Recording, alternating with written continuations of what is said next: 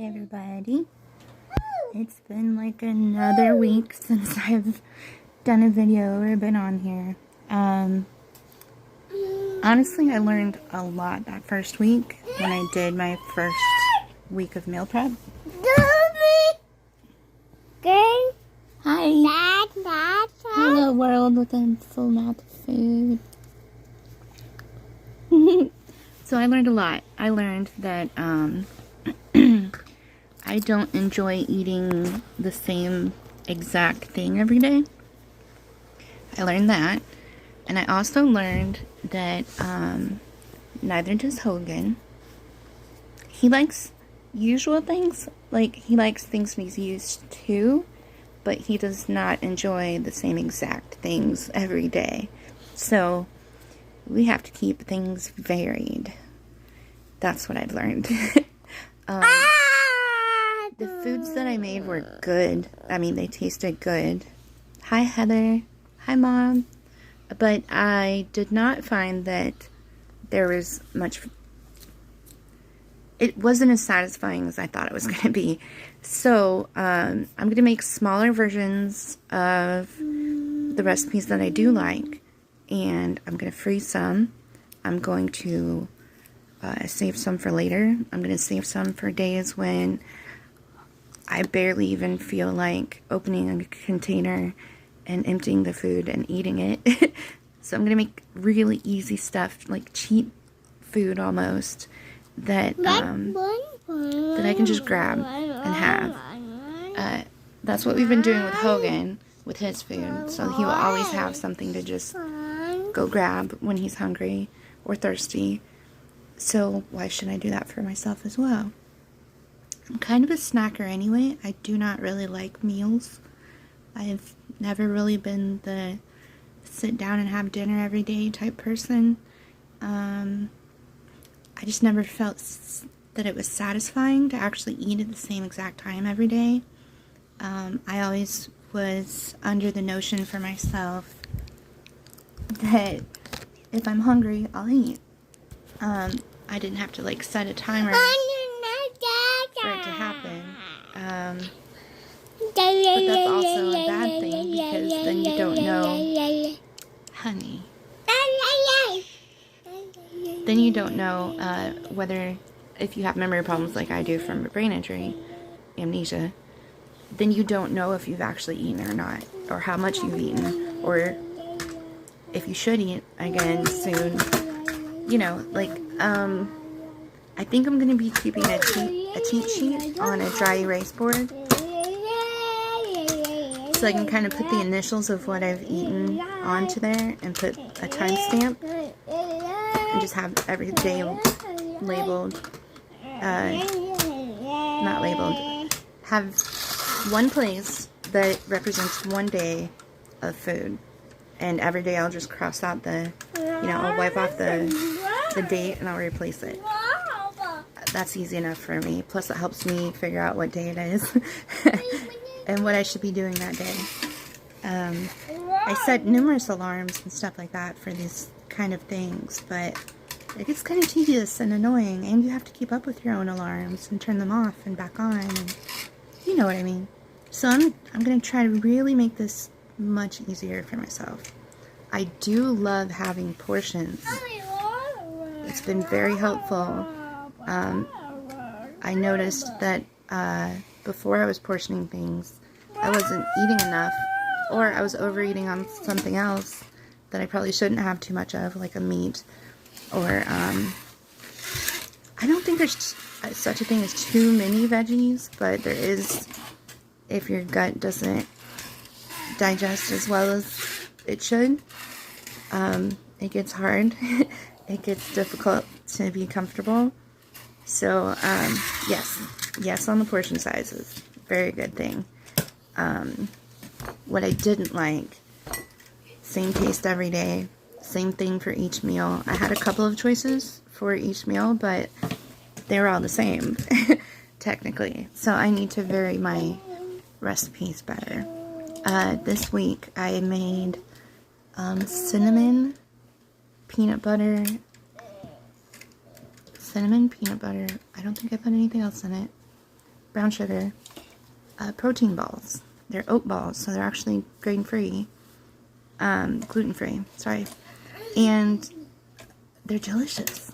If you make them right, I made them the way I like, which is extra cinnamon and a little bit extra chocolate. And they're perfect for me. So whenever I really don't feel like eating, I don't feel like gulping down a shake or anything, I'll grab a couple of those little balls. They're about an inch, maybe 3/4 of an inch big, diameter. And I'll just pop a couple in and force them down and have some water, and I won't be hungry for a couple hours. So it's really nice to have those too. But I had to have sweets. I tried to start the first week with no sweets. So I kind of did like a sugar detox, I guess you could call it. And it hurt. It was a little rough. But I mean, with any food addiction that you don't realize you have, it can be kind of weird once you realize you have it. I'm not addicted to caffeine, but I sure do not like living without it. I don't get like the caffeine headaches, but I do get like this overall, I have chronic fatigue too. So when I get tired, there's 3 different kinds. There's the normal tired where you're just like, ugh, I've done too much, I need to rest for a minute and kind of recoup. There's the second tired where you've tried to recoup, but you're still kind of pooped out and you can't really catch up. And then there's the third kind, which is the chronic fatigue, which is like, you literally can't keep your eyes open no matter how hard you try. And you feel like you're being taken over and infiltrated by this overwhelming, can't stand it anymore tired. And you have to lay down or stop doing whatever you're doing and just sit. Close your eyes and just be there. So there's a lot of different factors for me personally on this journey of food and rediscovering food. I found that it's highly difficult to find the same exact dairy-free items at any one store or any chain store, because some of them carry certain things more than others. So yeah, it's been a really truly harsh learning curve, I think, because we weren't prepared. I've never gone totally vegan. I've been a vegetarian before, but I still ate a juicy steak once every few months. I still had milk in my diet and dairy products, even if they were from a goat or a sheep or whatever, what have you. So yeah, the one thing I thought would be hardest is replacing the milk products themselves, like yogurt, sour cream, ice cream, the things you use every day, like creamers, thickening agents for foods. And I found that those were really easy to find, but what's hard is regular everyday foods that should not have dairy in them have dairy in them. So that's not a me problem. That's like a manufacturing across the board food allergy problem. I have numerous ideas on how to solve it, but I don't know who to talk to. If you guys know anybody that is part of a company that produces foods and wants to be allergen friendly, and they want to get on board with this this newly discovered allergy from alpha-gal syndrome that causes mammalian meat and byproduct allergies, contact me. Have them, connect me with somebody. I would love to educate people about this. I would love to tell people, like I'm doing now, how hard it is to really find certain products, pre-made, pre-prepared, like boxed products, coffee stuff, cereals. It blows my mind what there is milk in, and the fact that I'm allergic enough that I can't even. So I have to find another way. I have to find my own recipes to replace these foods, or I can't go totally old school because I'm just not healthy enough right now. I I don't have the physical energy to actually reproduce every single thing I've ever liked. But I would like to try. I would like to try at least a couple, 2-3 things a week. And so far I've done about 5 different recipes in the past 2 weeks. So I need to get on that and let you guys know what they were, what they comprise of, and how delicious they are. And why they're actually different from products that did have dairy previously. So, this shouldn't be overwhelming, but there's so much out there that I cannot have. There's so much out there still making me sick.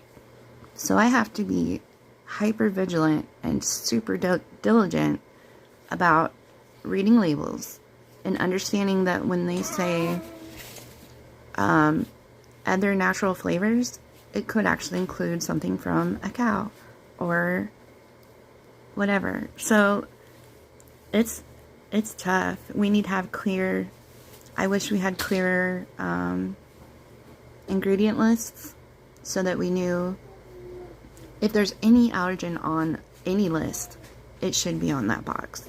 And so far people have been doing pretty good, but they're not including collagens. They're not including the whole spectrum of alpha-gal, which is becoming more and more of a problem. The more Lone Star ticks that are out there, the more people are going to get this disease for who knows how long, and maybe for the rest of their lives, usually. Some people can grow out of it, some people can't.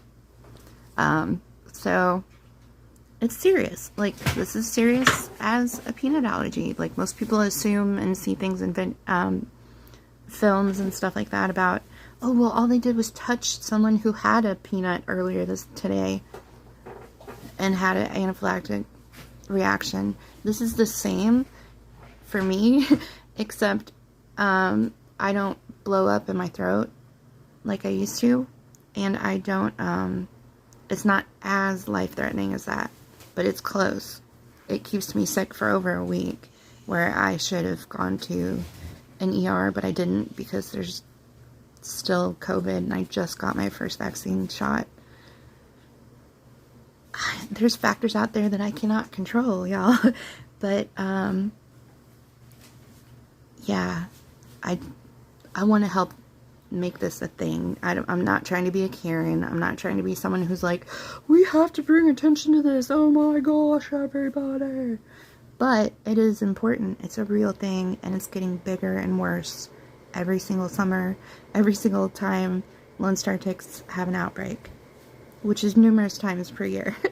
So I don't think alpha-gal related mammalian allergies are going to go away anytime soon. I think it's become a big enough thing that it's a thing, and it's going to become bigger and be an even bigger thing. So let's like get on top of it now. Let's share our recipes, and if you know any vegans, like, please have them contact me. Have them like the page, or tell them about the page and just say, hey, this chick has kind of been forced into almost veganism, where she can only eat fish and poultry as meat products and eggs and nothing else.